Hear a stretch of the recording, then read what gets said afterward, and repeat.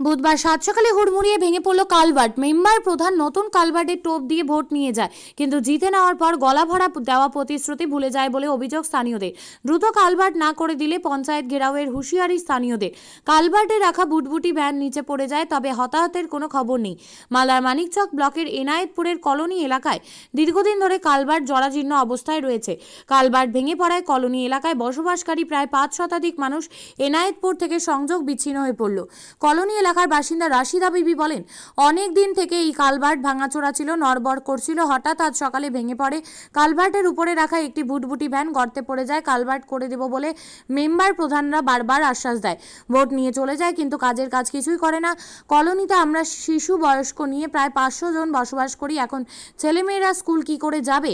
আমরা নিত্য প্রয়োজনীয় জিনিস কিভাবে কাজে যাব? দ্রুত নিজে না করলে পঞ্চায়েত ঘেরাও করব। এই প্রসঙ্গে স্থানীয় তৃণমূলের গ্রাম পঞ্চায়েত সদস্য মোহাম্মদ হাসেন আলী বিগত কংগ্রেসের পঞ্চায়েত সদস্যের ঘাড়ে দায় ঠেলে দিয়ে বলেন, আমি ভাঙা কালভার্ট দেখে এসেছি। জনপ্রতিনিধি হওয়ার পরই অ্যানুয়াল অ্যাকশন প্ল্যানে কলোনি এলাকার রাস্তা এবং কালভার্টের কাজ দিয়েছি। দ্রুত টেন্ডার হয়ে কাজ করে দেওয়া হবে। বিগত কংগ্রেসের গ্রাম পঞ্চায়েত সদস্য জরাজীর্ণ কালভার্টের জন্য কিছুই করেনি।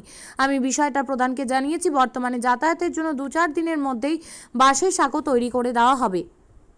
10 বড় বালি ছিল ভুটভুটিতে করে, ওই রাস্তাটা ভেঙে গেল।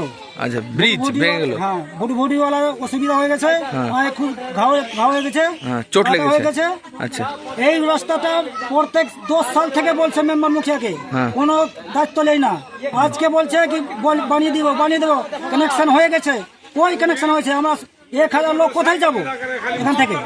না হলে আমরা ব্লক ঘেরাও করব, পঞ্চায়েত ঘেরাও করব, রাস্তা ঘেরাও করব।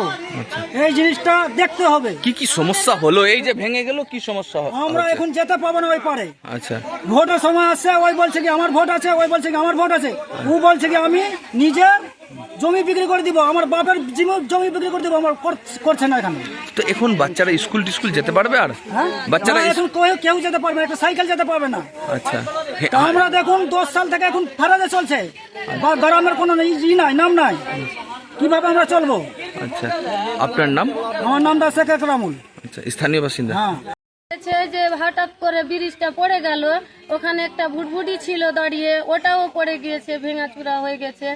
আবার এখন ড্রাইভারকে চোট লেগেছে? হ্যাঁ, চোট পায়ে ব্যথা হয়ে গেছে। এই ব্রিজের অবস্থাটা কেমন ছিল? হিল ছিল, আগে জানানো গিয়েছিল। হ্যাঁ, নরমাল করছিল। মেম্বারকে প্রধানকে সবকে জানানো গিয়েছে, তো বলছে কি ভোট সরবে তো আবার করে দিয়ে দিব, ভোটটা সরবে তো হয়ে যাবে।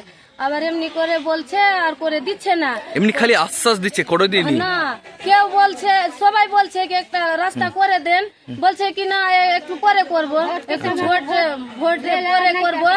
আবার এখন করে দিচ্ছে না। আর এবার হঠাৎ করে এটা ব্রিজটা পড়ে গেল।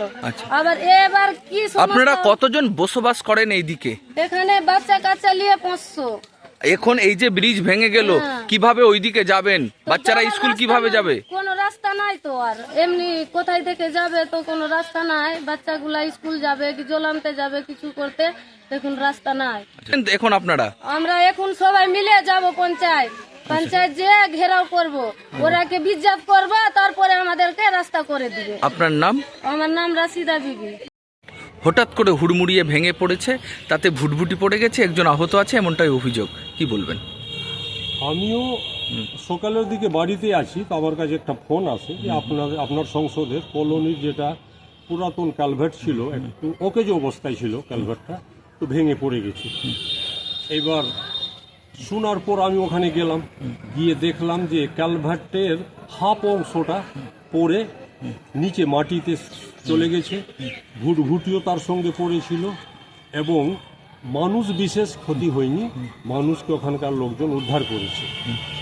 আমি জনপ্রতিনিধি হয়ে যাওয়ার পর কালভার্ট ওখানে বিগত 5 বছর থেকে অকেজো অবস্থায় আছে, এবং কংগ্রেসের মেম্বার এই বুথের মেম্বার হয়ে 5 বছর মেম্বারগিরি চালিয়েছে, কিন্তু কালভার্টের কোনো গুরুত্ব কালভার্টের দিকে দেয়নি। তারপরে আমি মেম্বার হয়ে যাওয়ার পর প্রথমে আমি আমাদের অ্যানুয়াল অ্যাকশন প্ল্যানে ওই কালভার্ট এবং ওই রাস্তাটা ভাঙচুর যে আছে ওই রাস্তাও দিয়েছি। অ্যানুয়াল অ্যাকশন প্ল্যান পাস হয়ে চলে এসছে, এই কিছুদিনের মধ্যে টাকা ঢুকলে ওই রাস্তা এবং ওই ক্যালভার্টটা কাজ শুরু হয়ে যাবে। বর্তমানে কিন্তু এখন বিচ্ছিন্ন প্রায় 500 মানুষ, কিভাবে তারা যাতায়াত করবে? হ্যাঁ, আমি সকালে যখন গেলাম তো ওই কলোনির মানুষ আমার কাছে আসা যাওয়ার অভিযোগ যখন করলো, তো আমি ওনাদেরকে বললাম যে ঠিক আছে, আমি 2-4 দিনের মধ্যে আপনাদের যাওয়া আসার বাসের ফারাসের ব্যবস্থা করছি।